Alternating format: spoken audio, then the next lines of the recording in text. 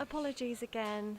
It unfortunately keeps happening with the technical issues, but we'll go back to where we were. The book. That's the most important thing. Actually, I think we've got a photo, haven't we, of the cover of the book? Let's have a look. Oh, it's so lovely. You are gorgeous. Oh, I hope people will think that.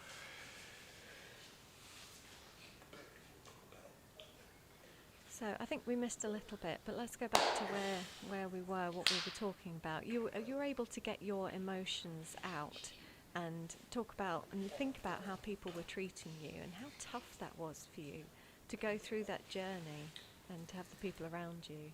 What does the book show? Well, it gives both stories it's not from the side of a man or from the side of a woman, so anybody could read it, I think.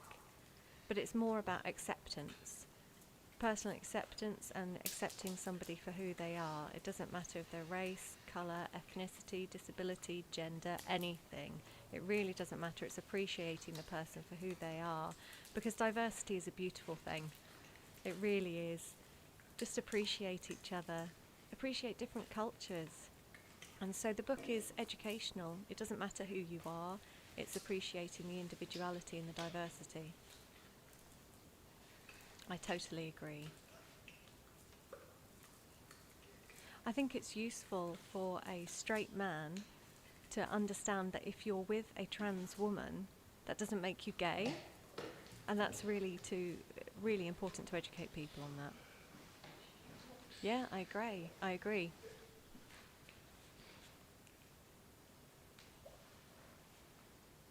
If you're looking at the flowers in a garden, it's beautiful to see different colours and variety of flowers, isn't it? And it's the same thing in the world. I think we might be ready for somebody to come through with a question. Do we have anybody ready? Oh, we will soon. Okay. Because we've had a few technical problems, that's why we're having to delay that part of the interview slightly. If you do want to call in, please do. Sorry about the technical issues.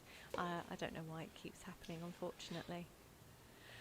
So let's think about where we were. Remind me what we were talking about. Oh, I remember. We were talking about the book.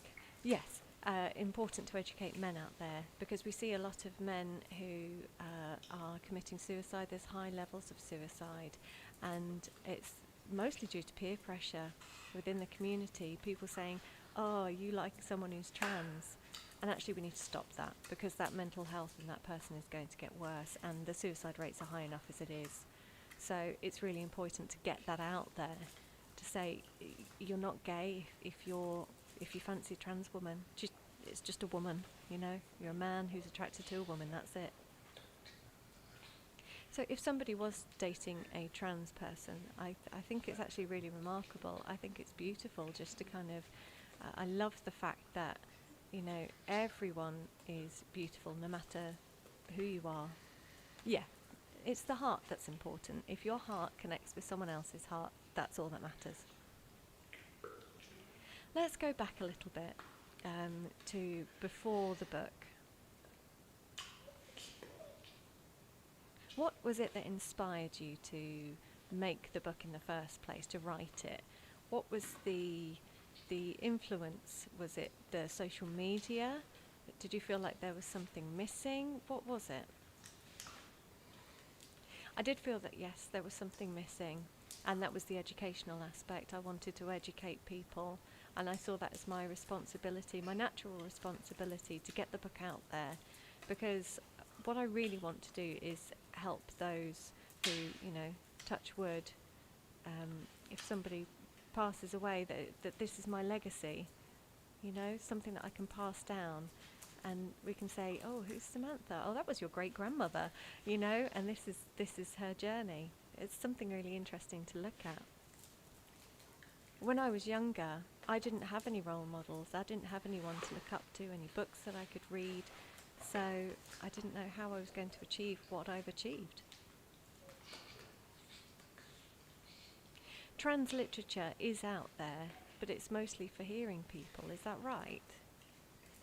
Well, at the time when I was growing up, it wasn't really out there.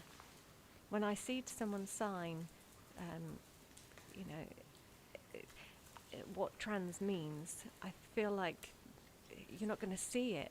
Nobody signed it to me because I was at school, and at that time it just wasn't part of the education. So that's what I see as really important.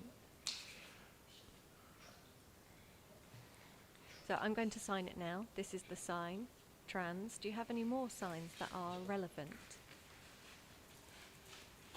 Well, we have a little bit of an issue. We have trans like this,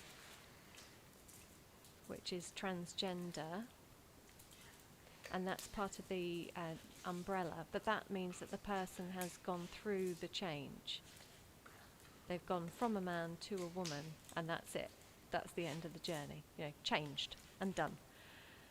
But actually, you need to look at the context. Like I said, there's 38 to 70 different translations or umbrella terminologies depending on person's felt identity, and so it's kind of it's multiple terms, and so just having the one to the other isn't enough. It has to be all encompassing. That's so interesting that you say it being all encompassing. I completely agree. The words that people use, transgender, what's not okay to sign or to say? Do you have any advice for anybody? Lots of people don't like the word tranny. That's almost a mocking word, isn't it? Yes, saying someone's a tranny. That's something that trans people feel, you know, it's really not okay. It's not nice. Any others? People saying, oh, you don't look like trans, or oh, you look like a man, or you don't look like a man, or, you know, commenting on my gender. That reminds me of something that's happened in the past. I've had people say to me, you don't look deaf. Well, what's the deaf person supposed to look like? Do you know what I mean? Yeah, it's insulting, isn't it? What about any others? Let's give some advice to the community.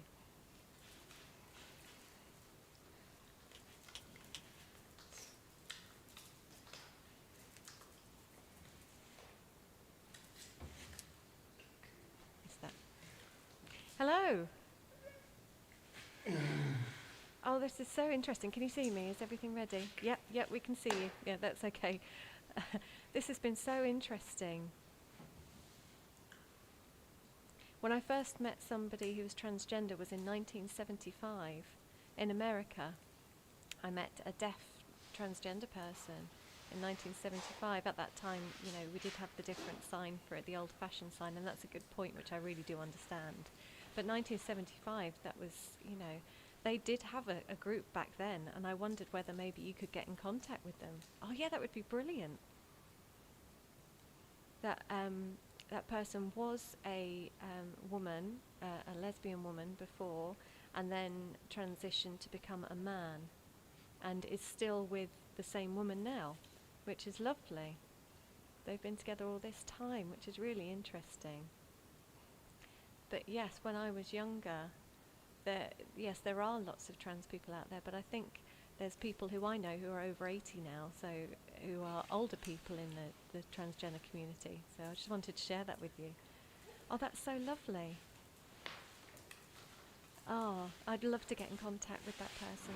Yes, I'll absolutely give you their email address. Yeah, thank you so much. Okay, bye-bye. Wow, that was really interesting. I don't know, one person who sort of got in touch and said they were sort of transgender. I think they were over 70 or something. I was really amazed. I think it's, you know, it's coming up more and more now, and it's surprising me, but I'm so pleased. I think it's about time, really, isn't it?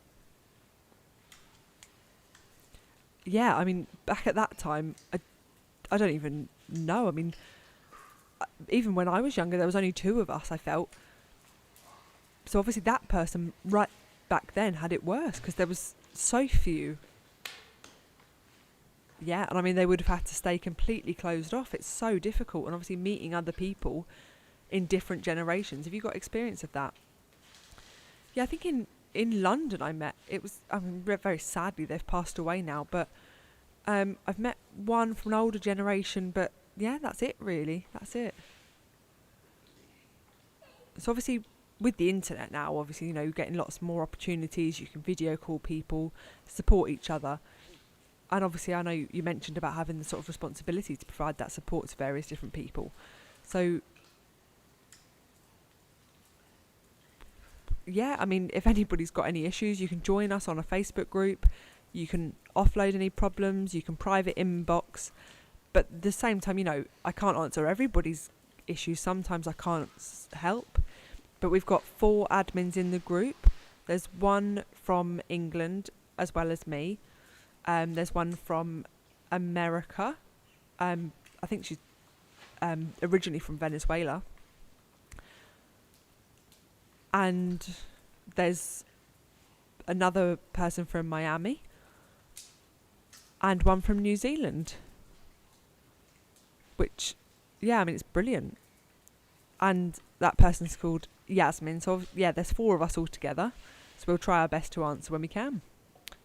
Wow, I mean, hopefully that group will grow. I mean, already we're starting to see people coming out of the woodwork all over the place. And you know, when people, you know, sort of come out or they sort of join the community, it's lovely to see, because as you say, you know, in history there's been very, very difficult for people to come out, and they've had to sort of shut themselves off from society. So before you met Misha, how did you feel then? I mean, I thought I was the only one. Nobody taught me that I could transition, and I didn't know about that, you know, because nobody taught me, so how would I? And so when somebody introduced me to Misha, that was my friend Laura. So she knew that person, and she said, you know, oh, I know somebody else, I'll introduce you. And, you know, we just clicked instantly. It was like we were sisters. So without Laura introducing me to Misha, it wouldn't be the same. You know, I think that really opened my eyes to the rest of the community. And that's so important, isn't it? Having somebody there to inspire you, and then that community just growing, and obviously those passing on those connections is vital. So just to let you know, obviously, if anybody wants to call in, feel free. You can ask questions.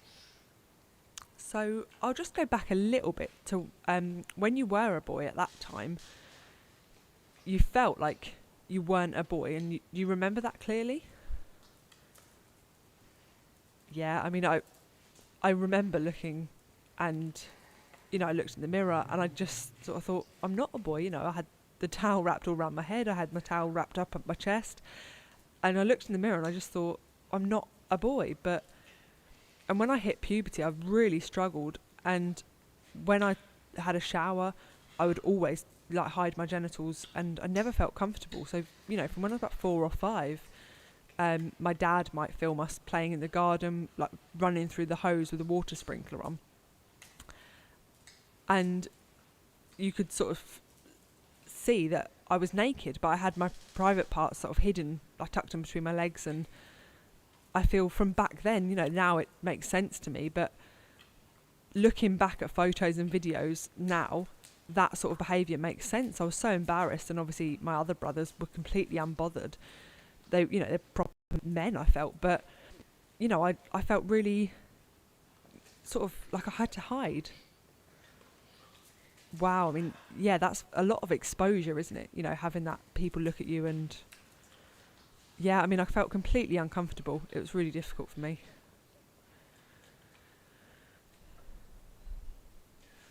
Okay, so like moving on from that, how do you know through those steps, did you have somebody guide you through? How do you know what to do first, or that the first process is to remove your genitals and then get your hair done? Is there a right process, or is there anything out there, you know, that might help people through that sort of process? Yes, I mean, coming out to your family and friends and feeling safe, that is completely important. That's vital, really. It's so empowering, and obviously if you don't feel safe, then that's, oh, it's so difficult. And I think there's a lot of deaf people out there experiencing domestic abuse as well. So obviously coming out in that situation is very, very difficult. So you have to feel safe. You have to be in a safe place, and you know, coming out in your home could be risky if you think your family might react badly. So if you're out in a public place and you feel you can come out safely, it means there's other people around who can support with that. And then, you know, having your name changed and taking the hormones, and obviously making sure that you've taken your blood tests as well as having the operation. And then, of course, I decided to have my chest done and my hair and my lips. But obviously, it's completely up to each individual about how they choose to go through that process. Brilliant. So it looks like we've got another caller. Hello, how are you? Would you like to introduce yourself? Yes, I mean, I'd like to ask a question to Samantha. So from a man to a woman, or from being a woman to being a man, do you think there's one that's harder than the other? From transitioning from male to female, or from transitioning female to male? Which one do you think's, you know, is there a higher percentage of one to the other, or what do you think's more difficult? That's a really good question, actually. I mean, I think both are equally as difficult, because from a female to a male, you need 2 procedures. So you have to go through 2 surgeries, not just one. And I think more females transition to males, possibly.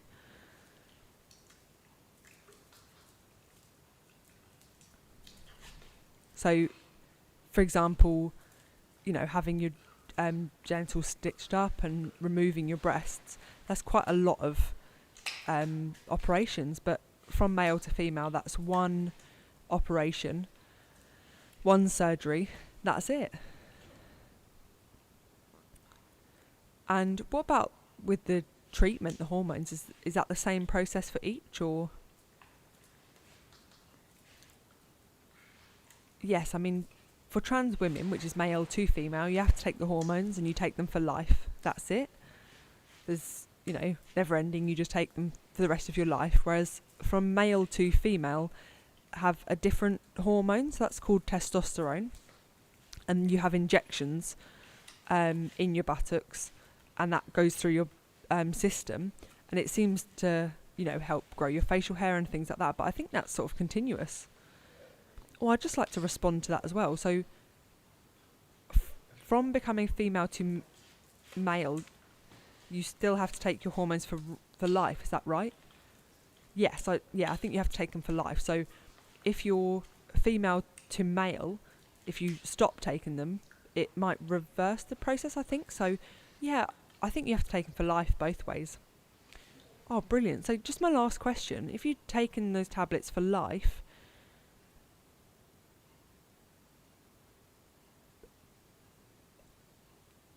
is there like a risk of anything if you're taking those?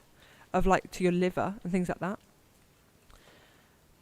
No, I mean, that's why the doctors are really concise about it. You know, they're making sure that when you're taking the hormones, they're taking your bloods, checking your hearts, things like blood clots. You know, ultimately the hormones can be dangerous. So that's why it's always best to go through the GP, because they can support you in the correct way and do all the appropriate checks, which is obviously very important. Oh, thank you so much for answering that. That's brilliant. Thank you so much. And I'd just like to add to that point as well, actually. With the NHS guidelines, they've got, are people allowed to change at a specific age? Or if they're younger, is it like a less risk than if they're older? Is that a thing? Yeah, I mean, in England, you have to consent. So you have an age of consent. So I think younger people are blocked at the moment. So there's a bit of an argument which is ongoing. That's an ongoing issue in the community at the moment. But yeah, I mean, because obviously when you're a child, you can't have the hormone blocker. So they don't believe that children should have it. It's quite risky. So that blocker, I think you have to consider, don't you, the risk of having the blocker or the risk of suicide from the mental health effects. So, I mean, during puberty, is that when it would affect it? Is it before puberty or after puberty? I mean, I think I remember back at 14, I was very, very late to hit puberty. And I'm sure you've all heard about the male phrase of your testicles dropping. And my father always joked to me and he said, "Oh, yours won't. They won't drop." And I thought, "Oh God, why would they say that?" And I wanted to be a woman. I didn't want to go through that sort of puberty but and he was right. But I also, I wouldn't allow my voice to get lower, during puberty. I was really worried about that because I wanted to be a woman. Wow, I guess that was, that sort of female identity inside you, right? Yeah, and I mean, at medical appointments, my mum and my dad came with me for the blood test. And I remember a really funny story I'll tell you. We got to London, and when we went in for the appointment, the doctor said to me, "Oh, why are you transitioning? To become a man." And I remember thinking really, confused and worried. And my dad was interpreting for me because there wasn't an interpreter. And he sort of said, "Why are you transitioning to become a man?" And I was so confused. And I sat there, just attached to the chair, and I said, "Sorry, what's the question?" And he said, "I'm asking, why are you transitioning to be a man?" And I said, no, "I'm here, I'm a man now, and I want to become a woman." And the doctor just went red. And at that time, I felt really insulting. I thought he was teasing me. But it was really serious, and I didn't trust him at all. But, of course, it was awful because there was no interpreter at that appointment. So my dad had to interpret for me. Your father was interpreting. That's brilliant. So your dad actually asked you why you wanted to become a man. So then I was really worried. I thought, well, who's asking me that? Is it my dad or is it the doctor? And I become really stressed. It wound me up, to be honest. It annoyed me. But obviously looking back, I can laugh about it now. Oh, that is funny. I mean, looking back, obviously it reminds me of a deaf comedy sketch where they sort of were gossiping and chatting, and they told a very similar story about their mum in an appointment. Yes, and I felt the exact same way with my dad. I was so concerned and confused, but we then went through all the blood tests, and I'll explain to the audience it's very sort of difficult. Instead of doing 1 to 10, we'll do sort of 1 to 5, and then 5 to 10.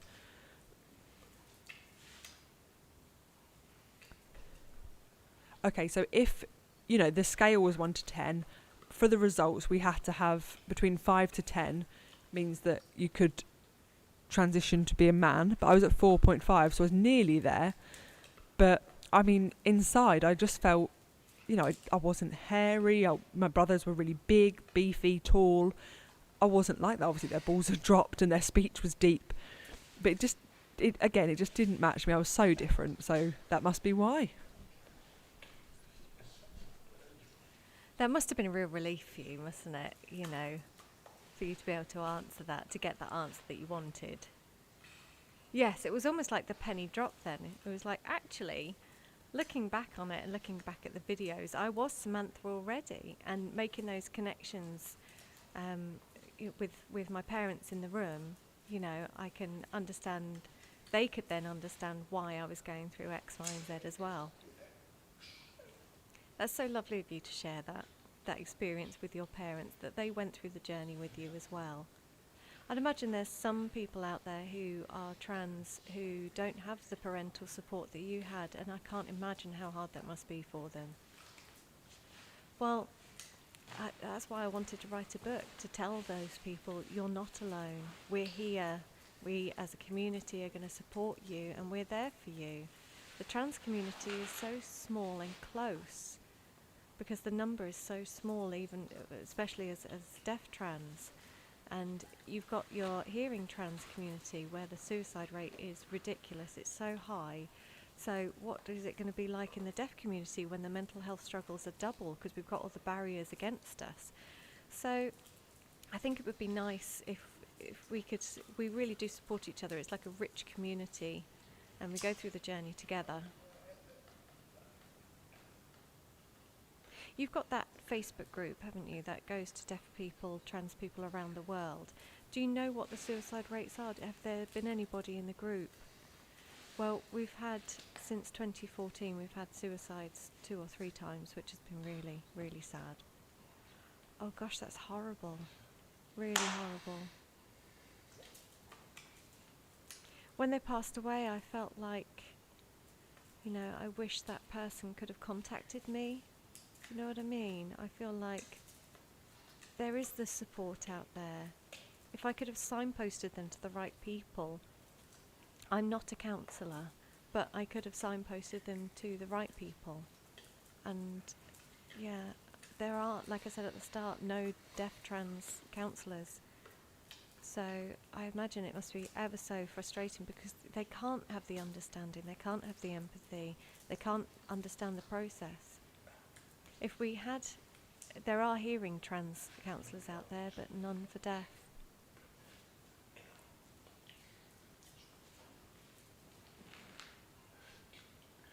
Yeah, it would fill that gap, wouldn't it? And I'm sorry to hear, first of all, that people have passed away. That's an awful experience. I'm trying to think of myself when there was a terrible situation and I just sat and listened to the person who was going through what they were going through, and that talking through their issue is really good. Like you did in the book, you got to share your emotions and your experiences. Yeah, and I want that person to feel the connection to who I am. Know that they're not the only one. We all have our own struggles. So there are similarities to everyone there, really. I know myself, I've seen, not deaf people, but people when they're socialising, that they are abusing trans people. And I'm gobsmacked that it still happens to this day. It's 2021. Wake up, hello. Well, I don't want to give too much away about the book, but I do talk about politics briefly. So I can share that a little bit, I think, because it's interesting to have the viewpoint of, we've got RNID, we've got Sign Health, and those organisations are not forward-thinking enough. I'm thinking of the hearing organisations who are a lot more forward-thinking. We've got, ones for LGBT plus community, but it's the government's policies that are reviewing them and bringing them into the workplaces, and organisations are looking at them and accepting them and saying, yes, we must follow them because they are our protected characteristics. But then they're not following the example that they've set. So that's what I talk about a little bit. It's not just in the British government, is it? I've seen it all over the news that people are seeing trans as not a recognised identity. And really, we need to just give people more knowledge. We need to let people know that we're out there, because they just don't understand. I think the last most powerful thing that I could say to people, their third gender is out there, because you've got male, female, and then you've got someone who is non-identifying as a gender, non-binary, and that, this was 4,000 years ago that this was recognised. So what's the issue with it now? If it was recognised 4,000 years ago, why is it still a problem? And yeah, it's because of the social aspects and politics. We think there's barriers with interpreters, but now we've got barriers to our own identity. People just need to wake up. So politics aside, what other things could you sneak in and tell us about?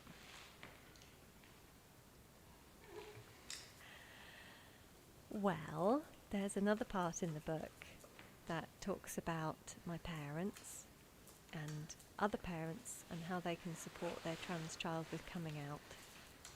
So parents rejecting their trans children really, well, if I can give an example, what I've written in the book is that parents, when they have a party, they have a coming out party, which I just think is such a lovely idea.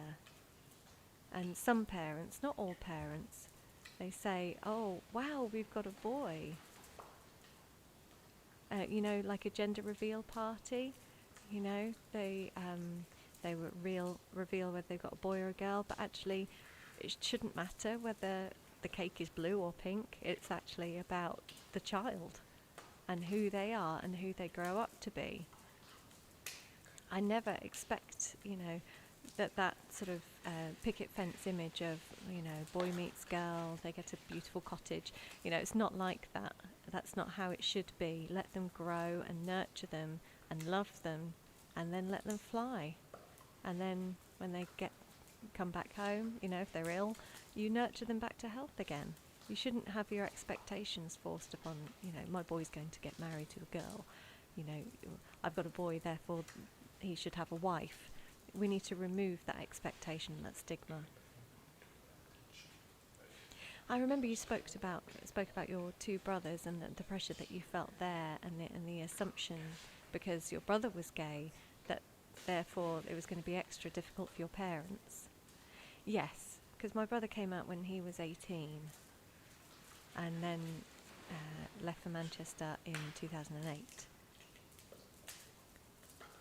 So I think so I came out at 18, and my brother was about 15, 16 when he came out, and I'm so jealous of the defiance within him.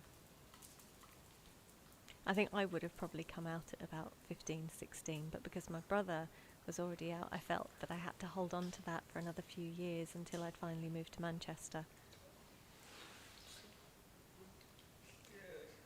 Just to let you know, you can still come in live if you want to.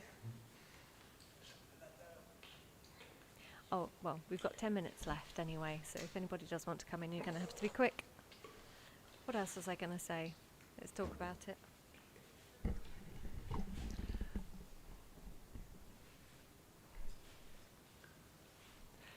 So, your mother and father, obviously you've spoken about that. What about the other extended family members? How did they react? Were they shocked, or, that sort of wider family, or did they just get on with it?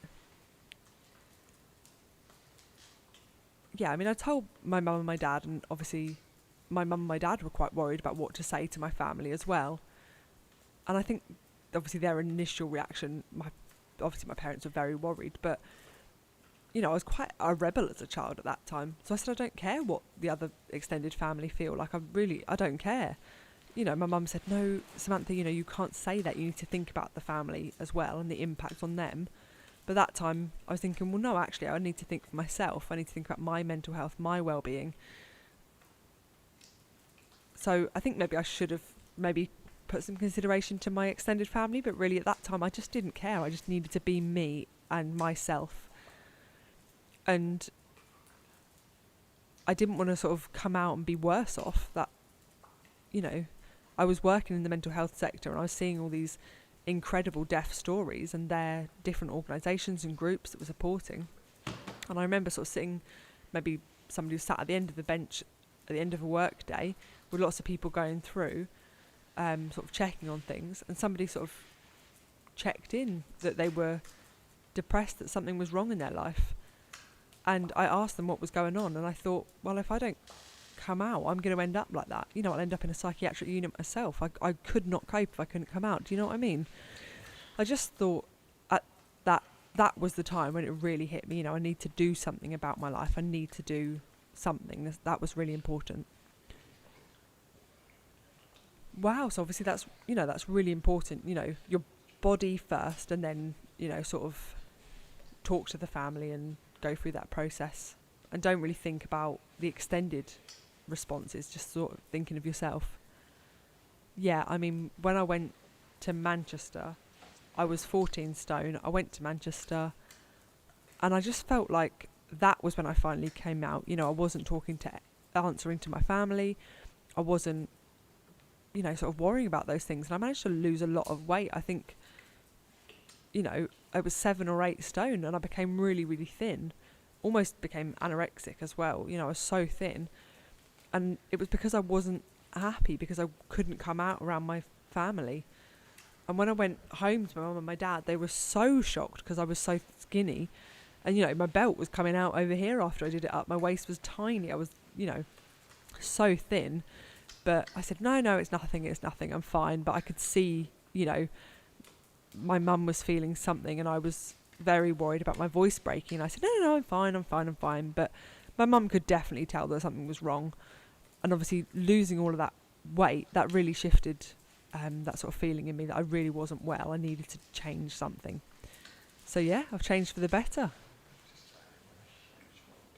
Well, just a massive congratulations. I think your story has been amazing. I mean, I'm sure everybody watching agrees as well. It's been absolutely incredible. And obviously, if anybody's watching, hopefully there's some of you out there who maybe you've got some uncertainties, and hopefully Samantha's been a brilliant guide and support for you today. And so, you know, I don't think there's any more questions coming in. I'll just check. No, there's no more. But again, just a huge, huge thank you for coming today. It's, you know, I've really enjoyed it today. And obviously I've not seen you for a long time. It's about 4 years now. Is that right? Yeah, 3 or 4 years. No, it was 6 years. Oh, wow. I mean, that time's gone so quickly. But thank you so much for coming, Samantha. I've really enjoyed it. So sadly, that's the end of tonight's show. But we will have more and more events coming up with Real Lives Live. So thank you so much for watching, and have a lovely evening. Take care.